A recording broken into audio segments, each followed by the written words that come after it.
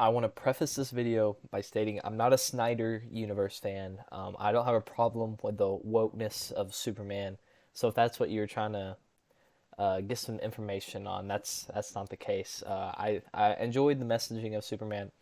I wasn't a fan of the Snyderverse Dark Superman, and I think the overall direction of Superman, his mentality, is better in the James Gunn film Superman 2025 than the Man of Steel. And I think the universe as a whole that he's going to create is, it's a good start for the universe that James Gunn plans to create with the Wonder Woman and Batman movies that are coming up. But it has a 4 on Letterboxd, 4 out of 5. I do not think that this is a 4 out of 5 movie. There are several things. For one, I don't think that this Superman is strong enough. I don't think um he is. It's weak. It was. I mean, that's the thing with Superman. It's a problem with the plot. You have this, exceedingly strong Superman or man that you never really know how strong to make him. You don't know how strong to make Superman. Because if he's too strong, it's too easy. It's not enjoyable. Whatever. That's why he has the weakness of kryptonite. That's kind of like the fatal flaw of Superman is you have the kryptonite, and that's kind of what you need to stop him. Or anything else, it's over. You're kind of gonna get beat unless it's another Kryptonian or some other extenuated circumstance. But it's basically kryptonite, or you're gonna lose against Superman. At least that's how I feel this character should be. And for a lot of it, that is not how um, the movie went in Superman 2025. That's not how the movie really went. Spoilers, okay? I feel like if you're watching this video, you've already seen the movie. But I get that a clone of Superman receiving inputs from Lex Luthor, the world's smartest man, if you want to call him that, very smart guy, very arrogant, whatever, receiving that and then having support from the Fortnite character, the engineer. She's in Fortnite. They should have a chance against Superman. I think that's fine. I think that's fine. But Superman never won. Never won against them, really. In a Superman v3, And I think Superman should win that Superman v3. I think it's blasphemous to the character to not have him win those fights without having Crypto to save him, and then a black hole and whatever else, extenuated circumstances that allow him to win the fight. Because I mean, there's no way Lex Luthor has enough cameras, and that's like how they beat him at the end. The dog takes out all the cameras, and it's like, oh, he can't think for himself. There's no way that Lex Luthor is inputting 100% accuracy to these moves, and it's leading to Superman just not knowing what to do all the time. That part of that the whole fight sequences don't really make sense to me. I have a big problem with that. It's Superman is just getting pounded. He's getting beat every single time. He's getting every single time, and he doesn't really know what to do. Even in the kaiju fight, he doesn't really know what to do, and that's kind of a flaw to have as a Superman. Superman should always have his reliance of his strength or his speed or whatever, his physical abilities to completely neutralize the situation. And it's kind of I want this person to be better. I want to save this person instead of, taking them out forcefully. And that's what he was trying to do with the kaiju fight. But it just gets ruined when the Justice Gang comes in and just kills the kaiju or whatever. Superman is not going to be friends with these people that are harming people. We got Hawkgirl dropped the president at the end of the movie, dropped him, and let him die. Those are not the kind of people that Superman would align himself. I feel like this, it's Superman's not gonna be friends with a bunch of just killers, um, even if they've killing bad people. That's not what Superman's about. It's kind of like the Spider-Man, no killing rule. Except it's a little greater because it's not from a place of um, you should never kill. It's just you should always be doing good. You should always there's always good in the world. You should see the good in people. Um, I think Spider-Man's more of don't kill because killing's wrong, and it's not necessarily from a place of only put good into the world. Where I think that's Superman's strength is he is the beacon of hope. He is um, the Man of Steel, whatever, and that goes with his will, as long with his strength, along with his mind as well. Which leads me into another point that I didn't love about the movie is Clark Kent, or not Clark Kent, but Superman was never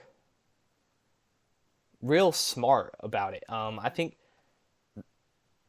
a part of it is you miss from the movie is Superman is not just like some dude, he's not just some dude that's whatever. Like he's very very smart in the comics. And he once used that knowledge to promote these, ordeals that are going on in humanity, these urgent issues that are going on in humanity. Like there's several comics of him trying to cure cancer and stuff like that. It's not just the physical threats that Superman is trying to stop. It's overall issues. It's to help humans, to help the world, and always, not any way, not just in ways that is he's strong.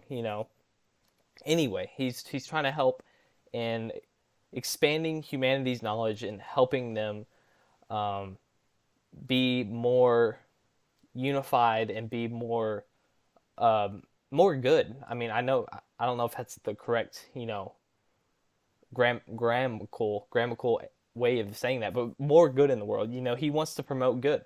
He wants to promote good into the world, and also save as many humans as possible.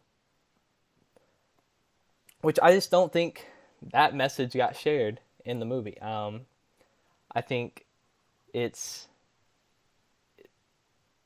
it's more about, oh, Superman does good. He's human. He's human. No, human. You are not human. You're the last son of Krypton, and that's that's you. That's you, and you're there to help all humanity, and you're not human, Superman. I'm sorry. You're not. That isn't your greatest strength. Your greatest strength is seeing the good in everybody and being the hope in the world. That's your greatest strength. But I mean, I love the message. I love the message. I love a positive Superman, contrary to Cavill's Man of Steel. It's I like the ray of hope and you know humanity that he's adding to the character, but he's not human. You can make mistakes, but you are Superman. You are the person that are you should be the one looked up to. That's why the scene of all them immediately turning their backs on Superman really bothered me as well. As soon as the news organization of the stupid Bradley Cooper, I didn't love that Bradley Cooper was his Kryptonian dad, but whatever. And then the message is, it's the first part is like, it should be like, I don't know, the bus meme of Superman's first part of the message and then Superman's second part of the message, where it's like the guy's looking at the side of the cliff and one guy's looking at like the vast mountainside or whatever it is.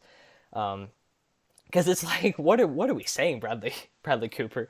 You're like, do good, help everybody, help everyone, and then it's just like, be a terrible person, rule over these people, be a dictator, be be overwhelming force that they can't usurp you.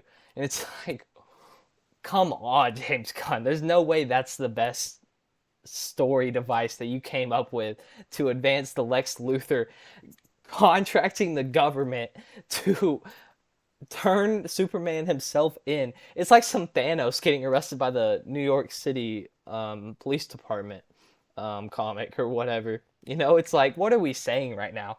Um, I just, what are we doing? What are we doing? Um, but whatever. I regress from that. But it's just so crazy to me. Um, that's the second part of the message. That's the second part of the message they decided to go with. Like, I'm sure, like, I get it. Writing's hard. Writing is hard, and writing for Superman is very hard because it's so much into a character that you're like, how do we give this guy the full circle to where you like take all the comics and you put it into one cohesive story to make everyone feel like that is Superman. That's the Man of Steel. That's the big blue, whatever nickname you want. Um, how do we get that guy? How do we write a story for that guy? And it's hard, but you can't have like, I get if you can't have things like this. You can't have his the first part of the message was do good and spread joy, and then it's like, what are we saying? What are we saying? That okay? I gotta get off this point, but I think that part's a little silly. Um, and a lot of the things in the movie are silly. I think the Supergirl introduction was silly. I didn't really love that part of the movie. It was corny. I don't know. What else was corny? The line of "Eyes up here, buddy" when he's fighting the kaiju, that was corny. Um, when the T Cruiser, what's Mr. Terrific's? What do you call? I think it's the T Cruiser. When Lois Lane and all the journalists got in it and then it fell off and then went back up, that was kind of corny.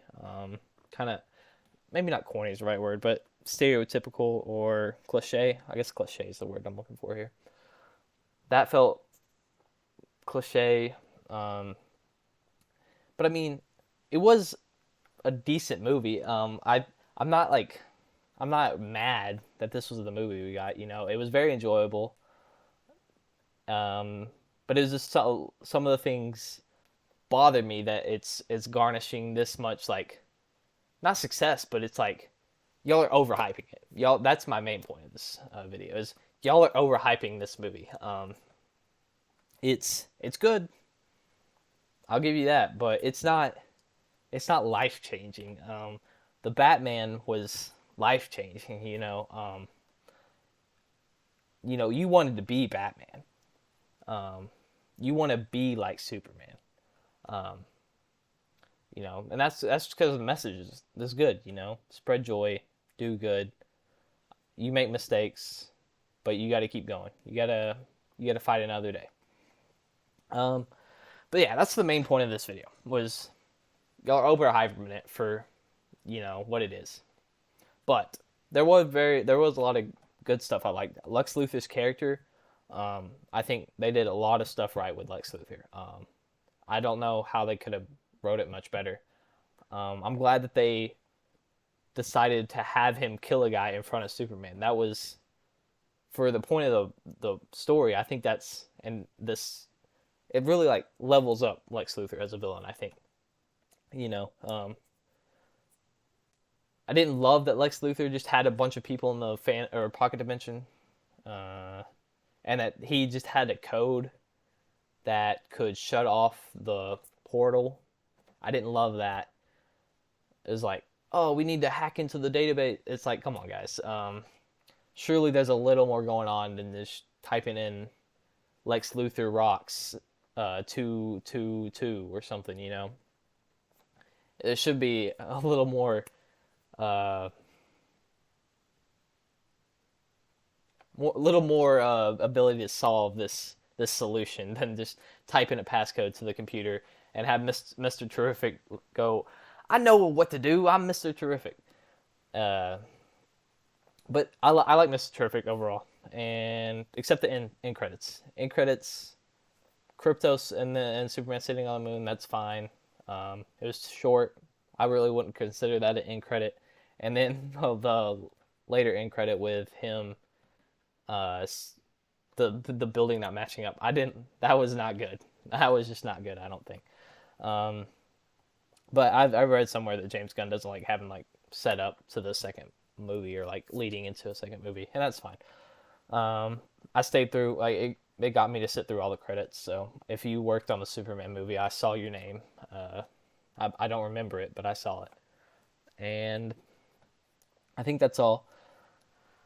But yeah, it's good. It's decent, but it's not 4 star on Letterbox. I'm sorry.